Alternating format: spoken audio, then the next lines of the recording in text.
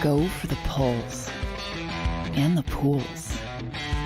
Go for the oohs and the ahs. Go for the bubbles and the bubbly. Go for the story and the stories. Go for the win. Go to Ocean Casino Resort. Book your trip at theoceanac.com.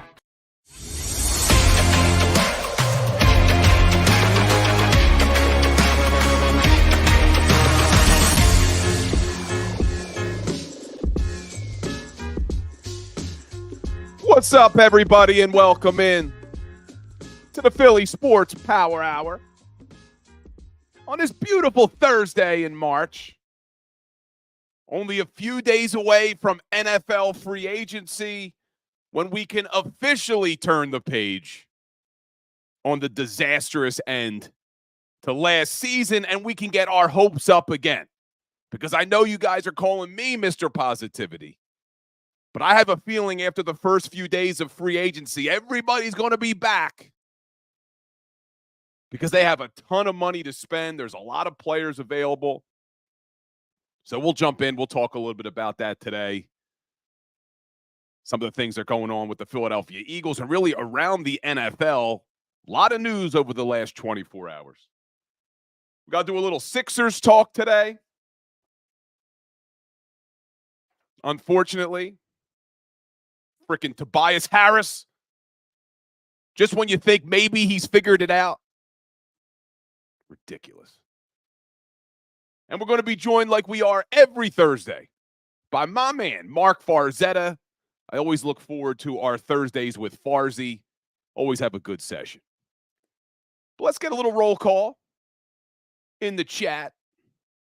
We're streaming live on JAKIB Sports. We're streaming live on the Bill Colarulo Philly Sports Talk Network as well. Make sure you're subscribed everywhere. Wine Niners Wine's taking care of it for me.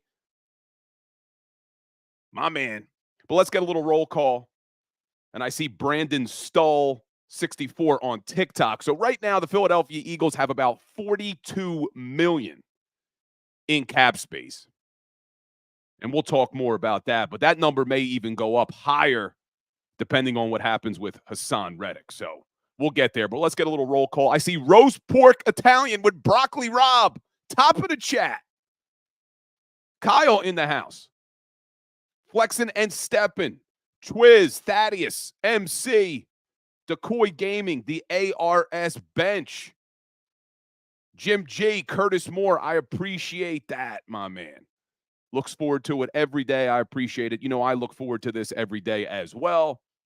James Jones, Stephen Pace, Mal, Burt City, Bry Guy, Jason A-Team, Mike Fittery, Al Capper. We got more people checking in on TikTok as well. I appreciate everybody being here for this hour. And like I said, we'll be joined by Farzy a little later in the show, but let's jump right in. So as expected, I've been telling you this was going to happen for weeks. In fact, I went back, I posted a video on my Instagram February 22nd about Avonte Maddox and that there was no way in hell Avonte Maddox was coming back under the deal he had. He's only played 13 games in the last 2 seasons, and his cap hit last year was only $4 million, and it skyrocketed to 9.7 this coming year. So I knew they weren't going to keep him. Now, what surprises me a little bit is that it's being reported they're releasing Avonte Maddox with the regular designation. I thought they would have released him with a post-June 1st designation, because if they release him now, his dead cap is still around $8 million. If they would have waited until a post-June 1st, or if they would have designated it with a post-June 1st, his dead cap would have only been about 2.6. So they would have saved over $5 million on the cap. But interestingly, it looks like they just released him. So now they only save about $2 million. It's about $1.9 million.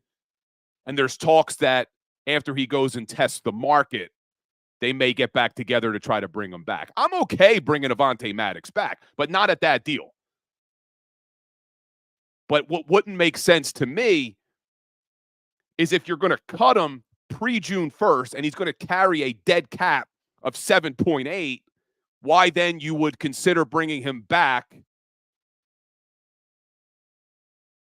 Now, I'd have to look at the rules to see would they be able to save money if they bring him back. So, and that's what we'll have to figure out what they do. But right now, the Philadelphia Eagles have $42 million in cap space. $42 million. And you look at the other teams in the NFL, there's really only one contender in the NFC right now that has more cap space than the Philadelphia Eagles. And that would be the Detroit Lions. Detroit Lions have about 46.6, and the Eagles have 42. Outside of that, I mean, you look at the other competition in the NFC, who do we got? The Cowboys still sitting at negative 11 million, 10.6, negative for the Dallas Cowboys. And the reports are they haven't had any negotiations with Dak Prescott, who's got a $59 million cap hit. Jerry Jones continuing to do what Jerry Jones does, which is be a horrible general manager. So they're sitting here with free agency less than a week away, and the Dallas Cowboys negative 10.6 million. The San Francisco 49ers doing everything they can do, but they're still negative 285,000. So you look at the other competition, things are pretty good for the Eagles right now. This is what I've been trying to tell you guys when you call me Dave Spadaro. When I've been trying to tell you that things aren't as bad this offseason as people are making them out to be. They got a great defensive coordinator.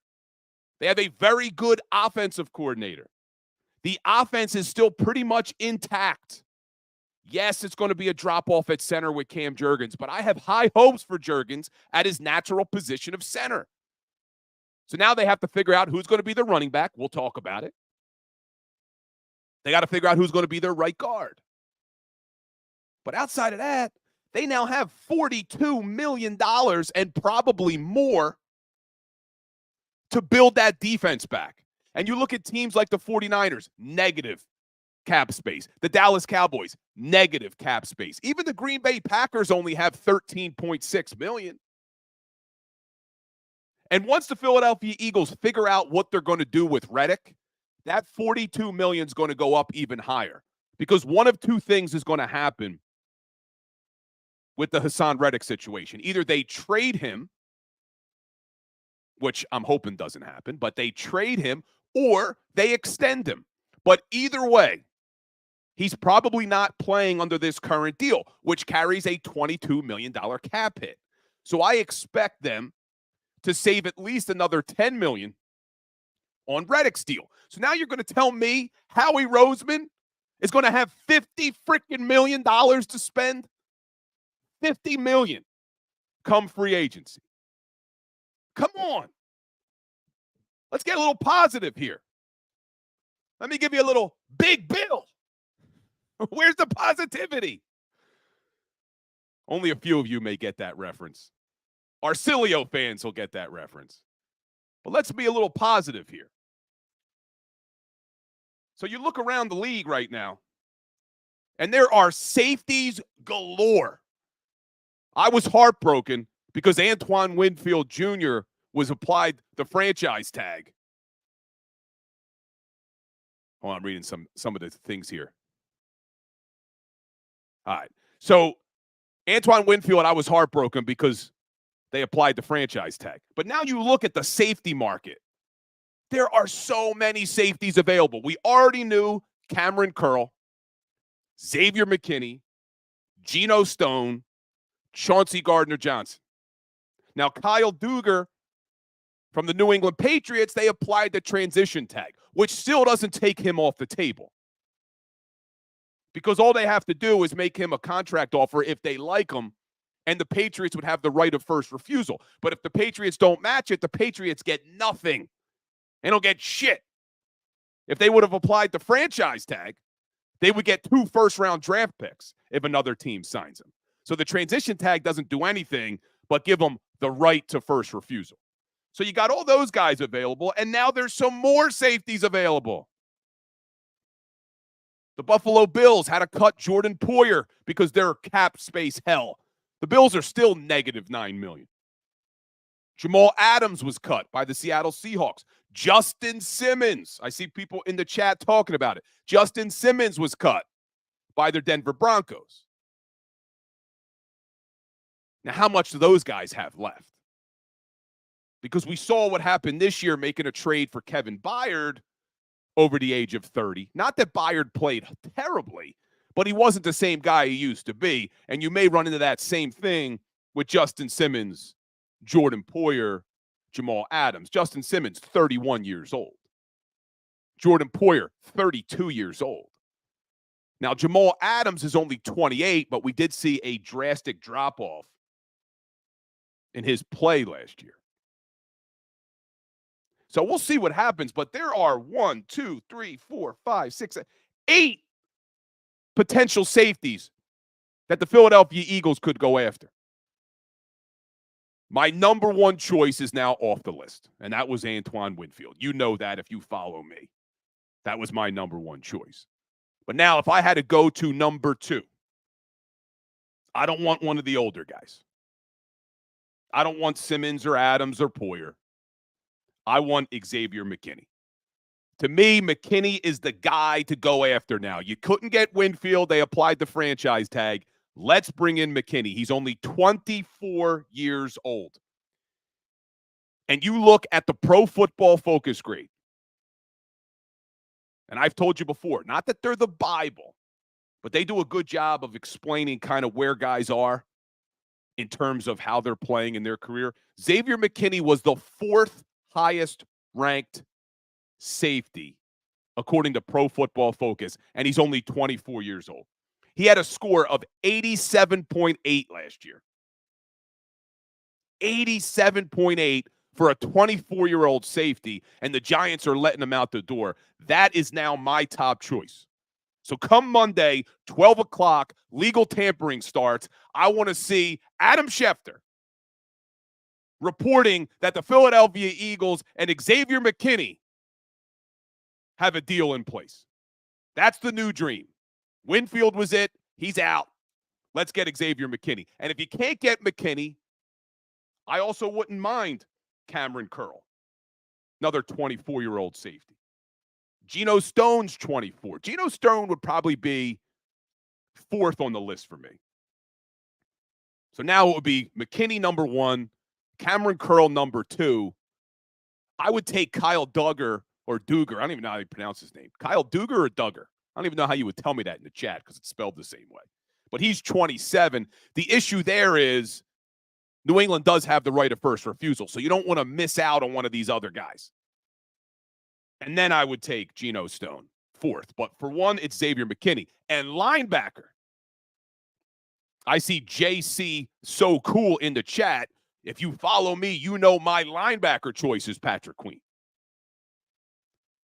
So this could be a really promising offseason. If Howie Roseman, with all this damn cap space, is able to bring in here a young stud safety like Xavier McKinney, and then a young linebacker like Patrick Queen, who in my opinion has not scratched the surface of his potential yet. We've seen him get better every single season in his first 4 years. And now you build around those guys. A 24-year-old safety, and I think Patrick Queen's only 24 too. How old's Patrick Queen? Let me see. Yeah, 24 years old. To have 2 studs at safety and linebacker who are only 24 years old, who I'm sure you would lock up for the next 4 years. We haven't had that in a while in this town. So that's who I want. And then you start filling in the other positions. I think we need depth along the edge. If they're able to keep Haason Reddick here, that's great. Give him some depth. Maybe an Andrew Van Ginkel for some depth. So now you have Reddick and Sweat and Van Ginkel and Nolan Smith and Brandon Graham. You know my position on corner. I wouldn't mind some depth, but I don't need to see a big splash at corner like I do for safety and linebacker. I don't need the big splash. You got Isaiah Rodgers. We have Zach McPherson coming back. I know a lot of people are floating the idea of Isaiah Rodgers moving inside. I tweeted this out yesterday. Don't be surprised if come August at training camp, your starting nickel corner is Zach McPherson. That's where they were working him all training camp before he blew out his Achilles. And a lot of people in the Eagles organization were high on Zach McPherson taking over that nickel corner. So I'm okay with the cornerback position, but I need to splash at linebacker and safety. And we'll do some more Eagles talk when Farzy joins the show. But before we break, let's just look at that Sixers performance last night. Frustrating as hell. They lose to Memphis 115-109 after being up 15 damn points in the third quarter. Now, you had no Maxey, no Joel Embiid, obviously, still no DeAnthony Melton, still no Robert Covington. But because Kyle Lowry's 38 years old, he needed a rest night. So now you go into that game with really none of your stars. So who do we need to step up? Tobias Harris, who's been playing well with Kyle Lowry in the starting lineup. But this is when we need you, Tobias. When you don't have Maxey and Embiid and Lowry, this is when we need Tobias. So how does he answer the call? He shoots 3 of 12 from the field. In 35 damn minutes of play, he has 8 points, 6 rebounds, and 3 assists. Just when I was starting to feel a little bit better about Tobias Harris, saying, oh, okay, maybe he's turned it on. Maybe that was just a little bit of a slump coming out of the All-Star break. Maybe he's going to turn it on. 8 points in 35 minutes when you don't have any of your other stars on the court. Tobias, man, pisses me off. And you wasted a good game from B-Ball Paul. Paul Reed, 17 points, 11 boards, 3 blocks, 3 assists. B-Ball Paul was playing, man. He was leaving it out on the court. Oubre with another nice performance, dropped 25. But you need Tobias Harris to step up in a moment like that, and he couldn't do it against a bad Memphis Grizzlies team who has a ton of injuries also. Pisses me off, man.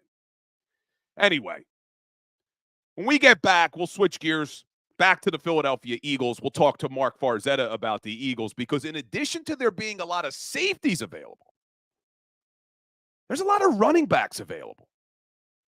And I know a lot of people want to see them bring back DeAndre Swift, and that may be a possibility simply because we already know the running back market doesn't materialize like it used to. We already know teams don't pay running backs like they used to. And now you have a ton of running backs who are going to be available, which means not anyone's really going to get paid. When you have all those running backs available, I highly doubt that any of them are going to get a big payday because you have Saquon Barkley available, which is now being reported by a couple of sources that the Philadelphia Eagles would have interest in Saquon Barkley. My only concern there is he really can't stay healthy. If he could stay healthy, he'd be a nice addition to this offense, but that's a big if. You have Josh Jacobs, only 26 years old. He's available. Derrick Henry, Tony Pollard, Austin Eckler, J.K. Dobbins, and DeAndre Swift. So I don't expect any of those guys to really get paid. So maybe that opens the door for Swift to come back. But if some other team's going to pay him a lot of money, then I do expect the Eagles to maybe get one of these other guys, Saquon Barkley included. But we'll do some more Eagles talk when we get back from the break, when we're joined by my man, Mark Farzetta. We'll do a little Kelce talk. I know we had Todd Herremans on his show today talking about Herremans remembering a rookie Jason Kelce. So we'll do a little Kelce talk with Farzy, then we'll get into some free agency, and maybe we'll stay away from the Sixers because I'm just so over that damn team right now. So stay tuned. Hit that like button. Hit that share button for me. When we get back, we'll be joined by my man, Mark Farzetta.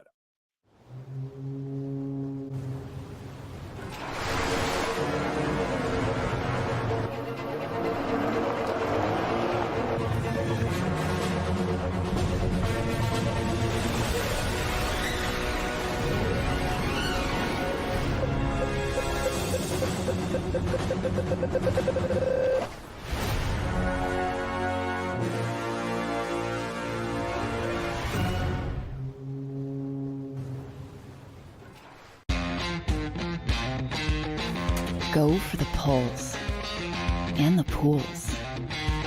Go for the oohs and the ahs.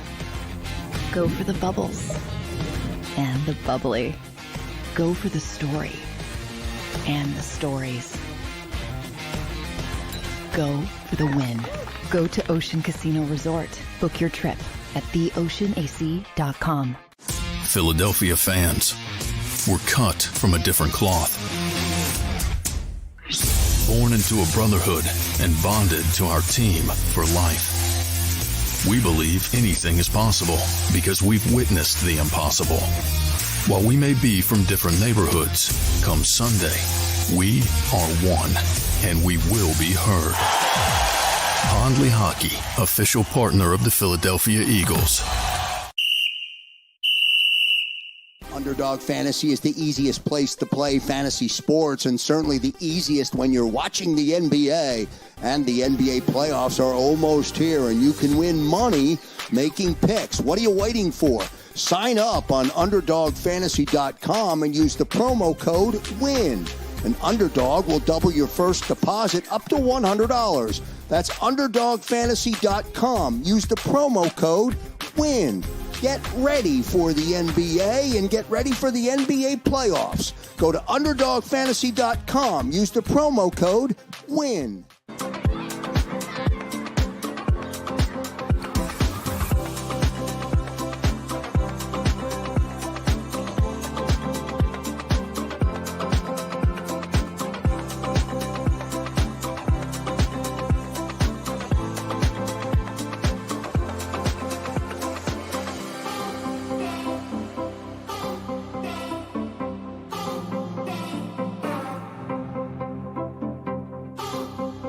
Go for the win. Go to Ocean Casino Resort. Book your trip at theoceanac.com. EAGLES, Eagles.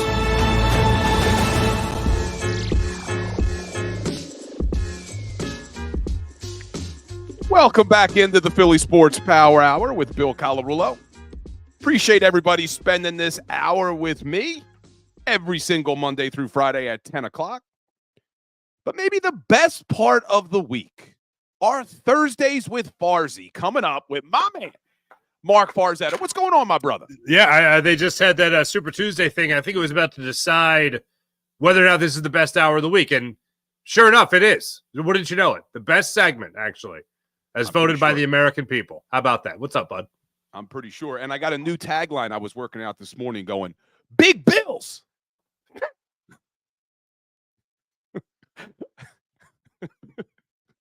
I was doing that earlier. I hope Sills is here. He knows I love him. Okay. But I was doing it earlier because me and Sills haven't been seeing eye to eye on anything with this Eagles team. And you and I have gone back and forth. And I told you they're starting to call me Bill Spadaro in the chat because of my positivity. But here we are, less than a week away from NFL free agency. And the Philadelphia Eagles are sitting here with $42 million in cap space.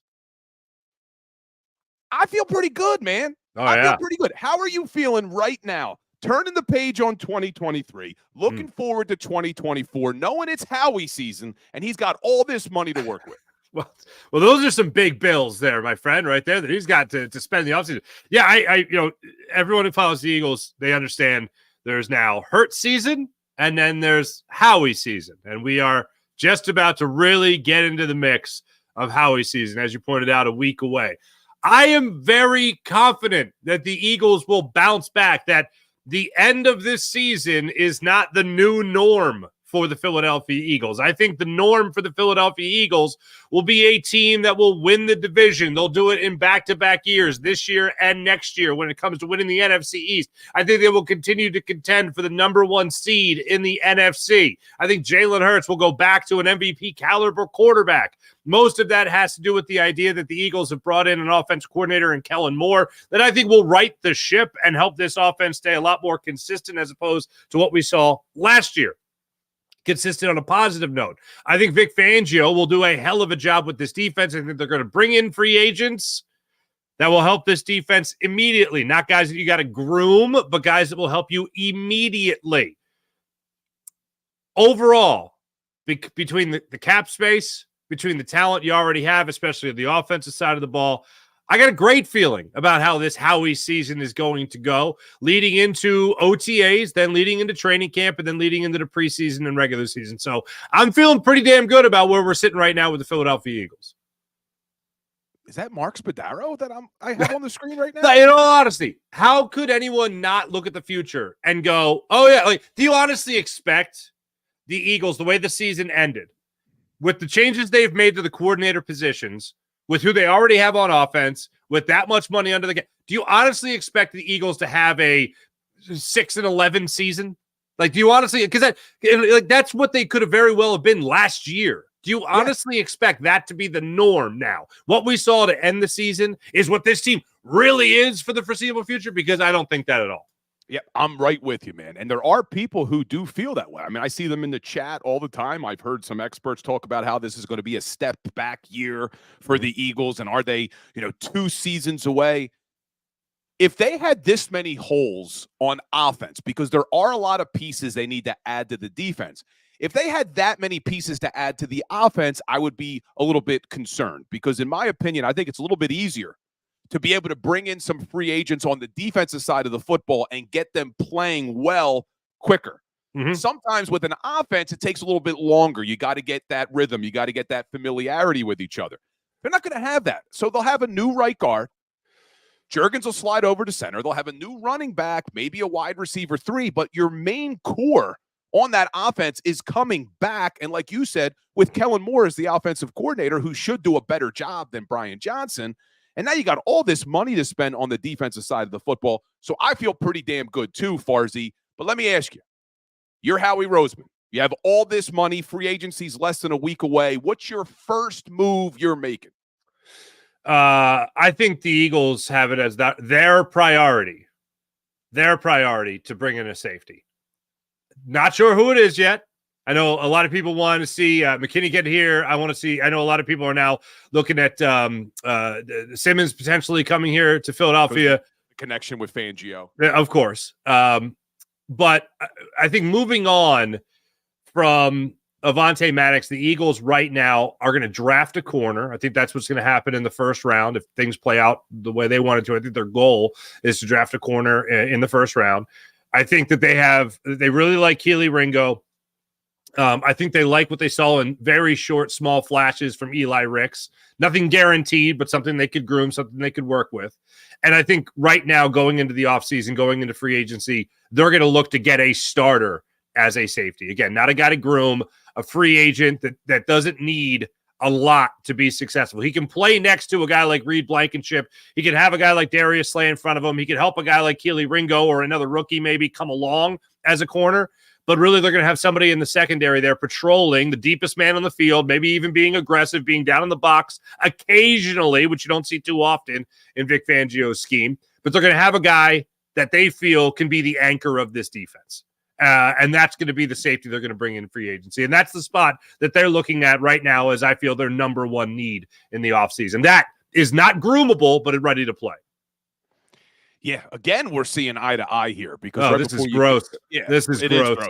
Right before you came on, I talked about the 2 moves I want to see them make is to bring in a star safety. I want to go younger. I'm not into the Justin Simmons or the Jordan Poyer, Jamal Adams. I wanted Antoine Winfield Jr. That's not going to happen. He was franchise tag. So the next best thing for me, Xavier McKinney, only 24 years old. He's going to come in here, should keep getting better. He solidifies the safety position, and I think you have to do the same thing at linebacker. I want to see them bring in a sure thing at linebacker. Maybe Patrick Queen, maybe one of these other guys. What do you think about the linebacker position? I love your idea. I support your idea. If I could speak for the Philadelphia Eagles, they hate your idea. Your idea is stupid. They do that. Like, here's the thing. I always try to make this whenever if I have a guest or talking to somebody, it's always, what's your prediction and what do you want? What do you desire, but what do you think's going to happen? I would love to see a proven linebacker, and they're going to, I don't know who it is yet, but there's going to be some aging veteran out. There's going to be some Zach Cunningham guy that they like, and they'll bring him in, and he is what he is. He's not going to get any better for you. He's not going to lose you games. He is what he is. but they're not going to bring in a guy that is a Pro Bowl caliber linebacker. They just want somebody that can fill the shoes of a roster spot at linebacker. Marzi, I would agree with you before Vic Fangio got here, because Vic Fangio, we know he coached linebackers for a decade before he became a defensive coordinator. And I know the style of defense he runs, you need a very good safety, but I think you need a good linebacker in the middle as well. So is there any chance, make me feel better, is there any chance Vic Fangio goes to Howie Roseman and says, hey, listen, I know what your philosophy was. You got to get me a stud linebacker this offseason. All right. Here's where they're going to meet. Are you happy with Andrew Van Ginkel? But he's more of a he played off the ball, but he's kind of an edge rusher too. I don't know if he's going to fill that off the ball linebacker position. I know he did a little bit of it. Yeah, that's the top spot. That's as high as you're getting at the linebacker position.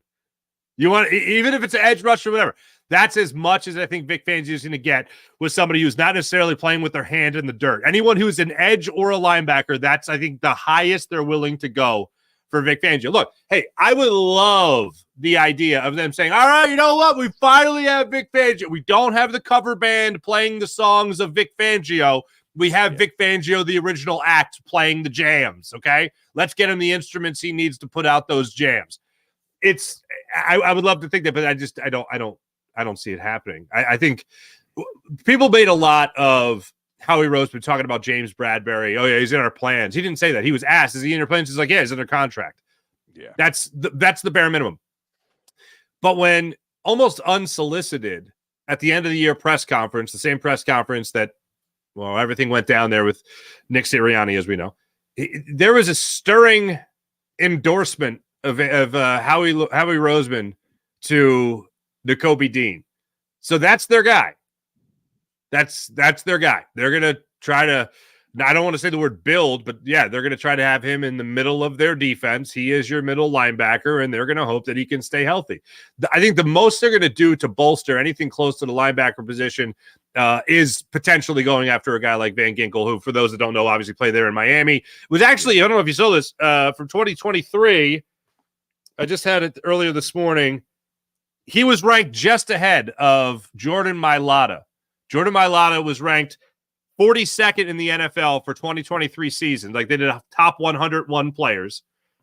Jordan Mailata was 42. Andrew Van Ginkel was 41. Interesting.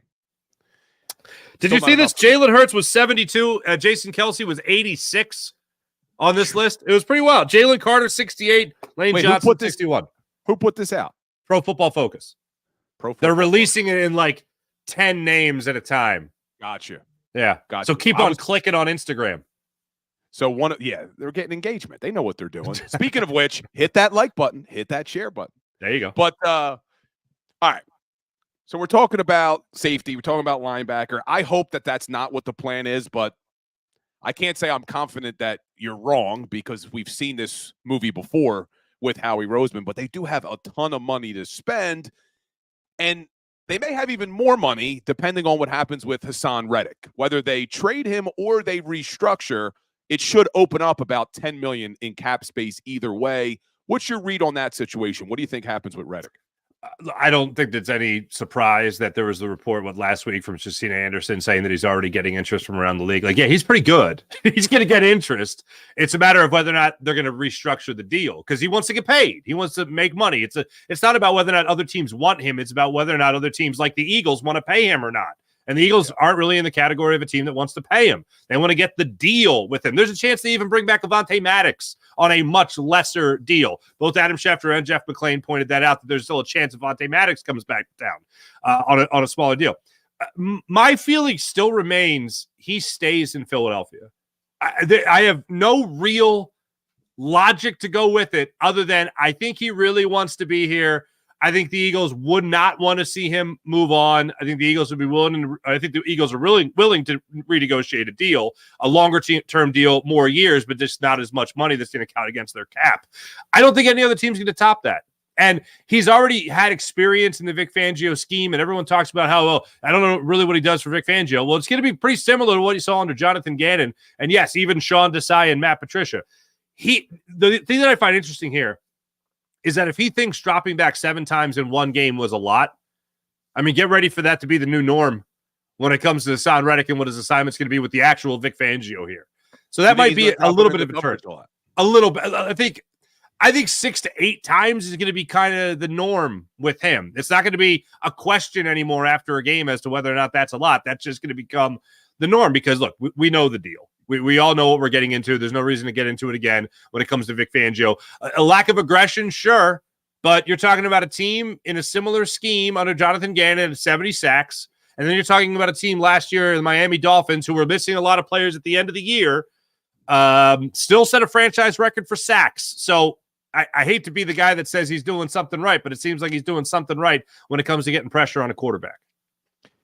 And we've seen when you can generate pressure like the Eagles did in 2022, it also correlates into your pass defense. They had the number 1 pass defense in 2022. And as much as I hate Deebo Samuel, after the NFC Championship game in 2022, when he called James Bradbury trash and even said the secondary wasn't good, they're like, what are you talking about? He said, that defensive line makes up for a lot with that secondary. Now, yeah, he's absolutely right. And you come into 2023, you go from 70 sacks all the way down to 43. And what happens to your pass defense? You go from number 1 down to 31. So there is something to be said there. If you can generate pressure, it makes up for a lot on the back end. Well, let's jump over to the offense real quick before we get into Jason Kelce, because I do want to get your thoughts on all that. But in addition to center and right guard, we don't know who the running back's going to be. Looks like the only running back they have under contract right now is Kenny Gainwell. DeAndre Swift is a free agent. Rashad Penny's a free agent. Boston Scott is a free agent. And there's been some reports over the last 48 hours that the Eagles could be interested in Saquon Barkley of the New York Giants. What do you want to see the Eagles do at running back? I would absolutely love for Saquon Barkley to be a Philadelphia Eagle. I'm not some Paulie Pom-Pom Penn State guy, okay? I went to Temple University, the Temple University. Temple Tough, baby. Temple Tough.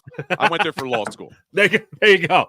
I love Saquon Barkley. Look, the injuries have been a thing with him. I would love to see him score touchdowns on the Giants with the regularity that you see from a Boston Scott, with obviously a lot more production as the season goes on, not just against the Giants. I find it very interesting. My first reaction when Pat Leonard put it out from the Daily News, if I'm not mistaken, he had said that the Eagles are one of the teams that are supposedly serious contenders to get Saquon Barkley, showing serious interest. When I first read that, I went, oh, that's clearly from the agent that's saying, oh, yeah, New York Giants, you don't want to make a deal with Saquon Barkley. The Eagles are knocking on the door. Common sense originally told me at the time, the Eagles are not spending money on Saquon Barkley. They're not spending money on a running back. They're not spending money on a running back that might have some health issues and has been known for health issues throughout his career. And then I saw the report of Howard Eskin putting it out there, and I don't know if people know this. Howard Eskin also works for the Philadelphia Eagles. Yeah. So I kind of give the report some validity now, saying that the Eagles are at least knocking on the door. I think the Eagles are going to do what they still have typically done at the running back position, which is do the bargain prices, the basement shopping and all that. So if they do bring him in, it's not going to be for a huge cost. If the Eagles, if Saquon Barkley is a Philadelphia Eagle for this upcoming season, that means Saquon Barkley wasn't getting paid anywhere else, and he chose to stay near Philly.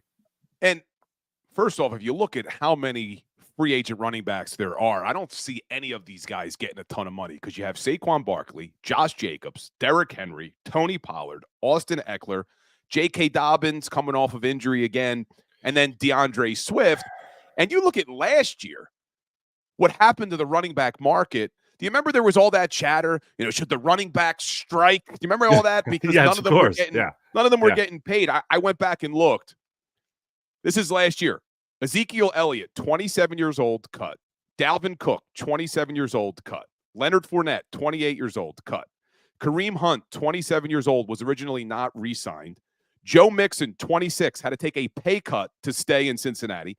Aaron Jones was 28, had to take a pay cut to stay in Green Bay. Saquon Barkley got franchise tagged and then entered into a one-year deal. Austin Eckler asked for a trade. There was no market.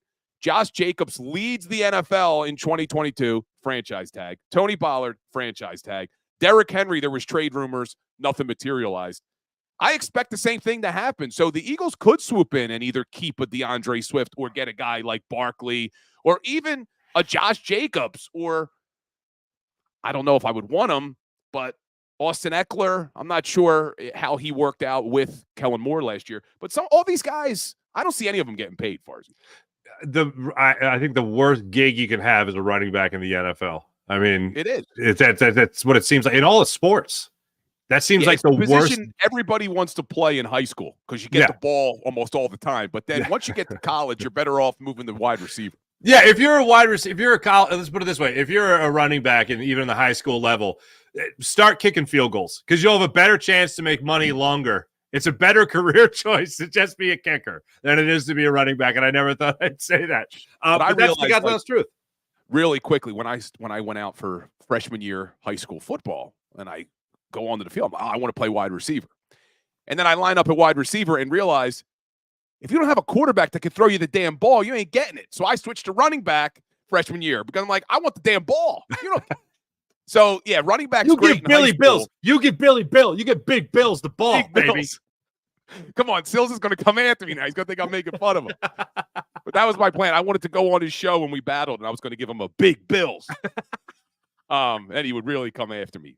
But hey, Cilio though, give him credit. Yeah. He had the lineup of guests he's had recently, but none better than Mark Farzetta. Oh my God, yeah. They had The Rock in the waiting room, and I'm like, you tell that bald bat, you hold on, all right? Yeah. You're welcome. You hold on right there, my friend. It's my spotlight. He had Chris Sims on. Yeah. He had Chris Carton. What is that his name? Chris Carton. Who's the guy that did that whole thing about AJ Brown? Craig Carton. Craig Carton. Craig Carton. Yeah. Carton was on. Yeah. So Sills lines him up, man. He lines him up. Yeah, man. But all right. So we're talking running backs. Let me ask you about Jason Kelce, because I know you had Todd Herremans on the show this morning, right? Talking about he was great, Kelce man. as a rookie. Yeah. Give us some stuff on that. How was that, dude? First off, just Kelce came into the room. And look, Todd Herremans was here in 2005. So Kelce got here in 2011. So already Todd Herremans, established veteran on the team, had a cup of coffee with Hank Fraley, then got close with Jamal Jackson, both on and off the field. And then all of a sudden they draft this Jason Kelce character who out of the 6th round, okay? And from what Todd Herremans said, Howard Mudd is talking to the O-lineman, and he's just like, hey, just to let you know, he's going to push Jamal Jackson. He's going to be the center of the future here in Philadelphia. I'm just letting you guys know that this is his job. He's going to win this job. And everyone's like, yeah, okay, whatever. Jamal's great, blah, blah, blah. So then Kelce gets out there and they see him and they're like, man, this guy's tiny. And Todd Herremans said he's coming off the Juan Castillo years of big mass kicks ass. That slogan. A lot of mass kicks ass, from Juan Castillo. And then this little Oompa Loompa fella, Jason Kelce, comes in here like, this undersized dude ain't going to do anything. And then you see how fast he is. His attitude was that it was his job to lose. He was there to win a job, to use Todd Herremans' words. And again, Todd's great friends with Jason Kelce now, but he said at the time, it was like, this guy's kind of a prick. Like, he's coming in here and he thinks he's going to win this job just like that. All right, we'll see. And then, he did. It's just like that. And then I never heard this before. Jason Kelce comes in and he's not wearing the traditional offensive lineman spikes. Todd Herremans referred to him as the molded cleats, the Cadillacs was the word they used. And you have Jason Kelce basically coming in here in like soccer spikes, like a kicker would. And it's like, what the hell is he going to do with? You can't wear those, man. You're an offensive lineman. You can't wear those. And Jason Kelce, when he'd snap the football, he was faster and quicker than everybody else on the offensive line. So he's kept on stepping on Todd Herremans' foot. And Todd's like, dude, you can't wear those. Those things hurt. And he's like, I'm not going to change my game so you're more comfortable. What, are you kidding me? And Todd, next thing you know, Evan Mathis started wearing those cleats. Todd Herremans, the rest of the offensive line started wearing them because they had to keep up with Jason Kelce. And I thought I never heard that story before. And Todd Herremans just talked about, how hard the guy worked to win the job over Jamal Jackson. He talked about, or Mike McGlynn, I think was actually the center at the time. And then how hard the guy worked in 2016, 2017, going into that 2017 season, and just kind of what an honor it was to be able to play next to him, and how close they are now, and what a leader the guy was in the locker room. It's pretty special, man, to talk about that relationship. So when the power hour is over and you're waiting for Big Sills to start at 2:00, you have a little bit of time. So go back and watch Farzi's show from this morning, who had Todd Herremans on. I've had Herremans on before, and he told me that first year when he was a rookie, 2005, that was when T.O. was doing sit-ups in his driveway. That was when that whole mess happened. I was at T.O.'s house. I was in his driveway. Oh, were you at WIP at the time? I was at WIP at the time. It was like my first ever assignment.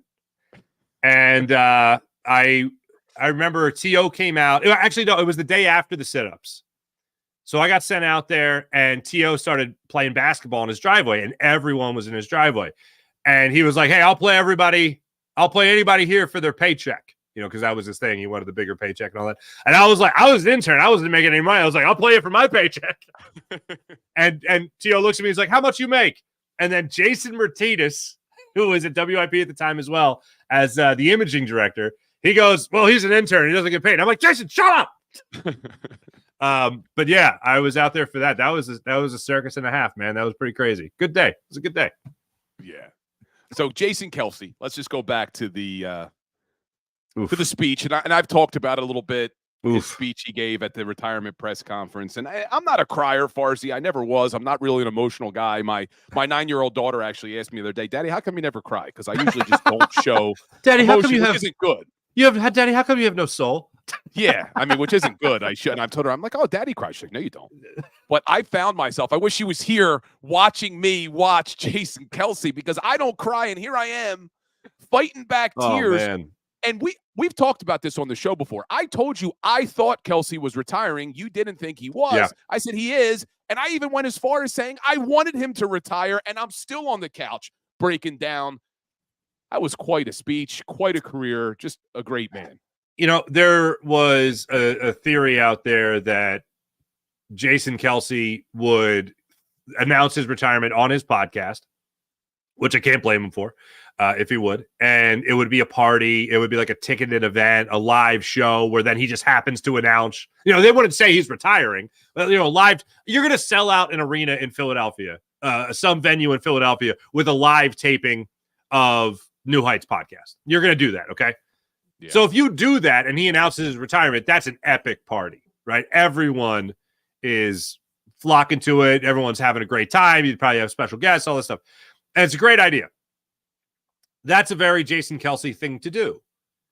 But what was even more of a Jason Kelce thing was to fight through all the tears, all the emotion, all the breakdowns for 41 minutes. Thank his high school band teacher. Thank the workers at the NovaCare complex. Get his ankles tapped by his dear friend, the trainer, Joe Opella, I think his name was, is. Yep. Get his ankles taped before that, because the guy couldn't do it before his last game. Talk about Andy Reid. Talk about Andy Reid losing his son at training camp, Garrett Reid. Mentioning all the teammates, mentioning Todd Herremans of Brent Selleck's bar, 879. Yeah, that was talking about laying in the cool grass before his first practice ever in pads. Talk about seeing a panther wrestle a grizzly bear when it came to Trent Cole and Jason Peters squaring off against each other at his first pro practice. It was the most perfect thing. His mom, his dad, his brother, his wife. Oh my God. Hey, look, I am an emotional man. I'm a very man. When I'm angry, I'm flipping tables, and when I'm upset, I'm crying. He nailed it, and it was the best retirement speech I've ever heard. And to hear that many people get that many well-deserved thank yous, hat tips, shout outs, whatever, was perfect. And it's required viewing for anyone that comes into Philadelphia. I would love for Jason Kelce to not just be the ambassador for the Eagles, to talk to every Philadelphia Eagle that comes in and plays, but every Philadelphia athlete. I want him to be able to talk to him and be like, look, if you get booed, this is how you take it. All right. If you get asked about it, you simply say, I'd boo myself too. But you got to hold yourself accountable. Fans are holding you accountable. I would love for him to talk to every athlete that comes into Philadelphia and say, this is how you handle this city. I don't care what you've heard. This is a great sports city. They are the most passionate fans you'll ever come across, and all they want and all they ask of you is not only your best, but your best effort. You do that, you'll fit in just fine. Yeah, athletes who get this town, who really get this town, are loved forever because we don't ask a lot, or maybe we do ask a lot. I mean, what we ask as a fan base here in Philadelphia is to leave it all on the field or the court or the ice and want to win as badly as we want you to win. And if you do that, you're going to be loved forever. Like Jason Kelce said, demigods. Yeah, in this town. It's so true. It is so true. And as I get older, I realize, I guess it is a lot, Bill, because this is something we've talked about our entire lives. And it seems like a really difficult thing for everyone to want to give 100%. Ooh, God forbid. But you give it your all. There are other cities and other fan bases that no matter what are just, okay, good job. Juice boxes, even though the team isn't leaving it out there, even though the team has packed it up, the way this season ended, we're booing and we're yelling and we're screaming and all that. I feel like other fan bases would be like, we'll get them next year, guys. Yeah. It's just, we're not like that. And I'm glad we're not like that. No, there are nurturing parents and there are strict parents. Philadelphia is more of the strict parent than anything. Yeah. All right. Last thing for you. Obviously, Jason Kelce on the field is a big loss. Cam Jurgens has big shoes to fill at the center position. But who do you see stepping up and becoming the unquestioned leader of this Eagles team next season? So that's difficult because Brandon Graham is obviously extremely respected, but if he's back, he's going to be back on I've been joking, a $1 more than the veteran minimum, just so they could say, we didn't pay him the veteran minimum. He's making more than that. I think he's going to be back. Lane Johnson's obviously still here. A.J. Brown has to step up, but he's the vocal leader in a lot of aspects. A lot of it falls on Jalen Hurts. I mean, really, that's the way it's going to come down to it. I don't see Landon Dickerson becoming that guy. Obviously, you don't look at the running back room as if that's going to be a big thing. But I think unquestioned leader on this team. I think when it comes to seniority, I think most people are going to – Lane Johnson's not going to talk a lot, but when he does talk, people are going to listen. I'm really interested to see how Jalen Hurts takes this next opportunity. And I don't need Jalen Hurts to yell and scream and wave pom-poms and light fire under guys' asses and all that stuff. I don't need that. Pick your spots. And you're going to kind of be the type of guy that, speaks softly and carries a big stick. If you're not someone that talks often, you kind of got to know when to pick your spots. And that's my desire for Jalen Hurts. But I think Lane Johnson, A.J. Brown, people are going to fall back on that. Defensively, you're still going to be looking at Brandon Graham. And then I think Darius Slay. This team voted him captain 2 years in a row now. So I don't think that's because the guy likes to stay quiet. Yeah, he's liked at the NovaCare complex probably more than fans. Oh, definitely. Definitely. Yeah, I don't think. And by the way, I had no problem with what he said on the Steven Nelson podcast. That was fine. Yeah, he reported the news. He reported the news. It's fine. He said things in the past that have rubbed me the wrong way. Yeah, one of them was directed towards our coworker on the post-game shows, Seth Joyner, when they had their whole battle. That rubbed me the wrong way. But this wasn't one of them. I agree. But I agree with you too. I think this is a great opportunity. I talked about it yesterday on the show. A great opportunity for Jalen Hurts to really step up and make this his football team now. Fletcher Cox is probably retiring. Kelce has retired. This needs to be Jalen Hurts' team now in 2024 and be the leader. Doesn't have to be someone he's not. He doesn't have to be that cheerleader, like you're saying, that vocal leader, but you can be a true leader, and I think he will. I really do. I agree. Well, Farzy, I appreciate you, my brother. Make sure everybody checks out the Farzy show if you want to watch it live every day around 6-ish. Yeah. 6:10. 6-ish in the morning, but you could also check it. It's on YouTube forever. That's the beautiful thing. So check it out when this show's over because he had a great show this morning with Todd Herremans. But Farzy, I appreciate you, my brother. Love when you join the Power Hour. Always a pleasure, my friend. Always a pleasure. I'll talk to you next week, hopefully, after a bunch of free agent signings, man. Damn right, brother. See you.